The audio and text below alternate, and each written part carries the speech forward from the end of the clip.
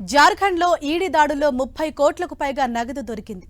జార్ఖండ్ గ్రామీణాభివృద్ధి శాఖ మంత్రి వ్యక్తిగత కార్యదర్శి సంజయ్ లాల్ ఇంట్లో పనిచేసే వ్యక్తికి చెందిన ఓ రూమ్లో ఈ నగదు దొరికింది. రాంచీలోని పలు ప్రాంతాల్లో ఈడీ ఒకేసారి దాడులు నిర్వహించగా సంజయ్ లాల్ దగ్గర పనిచేసే వ్యక్తి ఇంట్లో భారీగా డబ్బులు దొరికాయి. జార్ఖండ్ గ్రామీణాభివృద్ధి శాఖ మాజీ చీఫ్ ఇంజనీర్ వీరేంద్ర రామ్ విచారణలో వెల్లడించిన విషయాల ఆధారంగా ఈడీ ఈ దాడులు చేసింది. మనీ లాండరింగ్ కేసులో వీరేంద్ర రామ్ను ఈడీ గత ఏడాది ఫిబ్రవరిలో అరెస్ట్ చేసింది.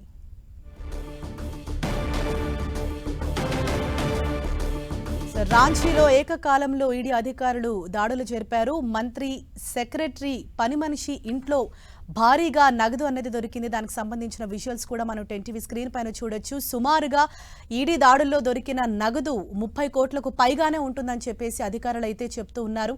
జార్ఖండ్ మంత్రి, సెక్రటరీకి సంబంధించిన ఇంట్లో ఏకకాలంలో దాడులు నిర్వహించగా ఒక్కసారిగా నగదు గుట్టలు గుట్టలుగా వారు వెలికి తీశారు. ఆ విజువల్స్ కూడా మనం 10 టీవీ స్క్రీన్ పైన చూడొచ్చు. మొత్తం ప్రస్తుతానికైతే కౌంటింగ్ మిషన్లతో ఆ నోట్ల లెక్కింపు అనేది కొనసాగుతుంది. బట్ ప్రాథమికంగా అయితే ఈడీ అధికారులు చెప్తున్నది దీని మొత్తం విలువ కూడా 30 కోట్లకు పైగానే ఉంటుందని చెప్తున్నారు. విచారణలో మరిన్ని కీలక విషయాలు బయటకు వచ్చే అవకాశం ఉందని కూడా ఈడీ అధికారులు చెప్తున్నారు.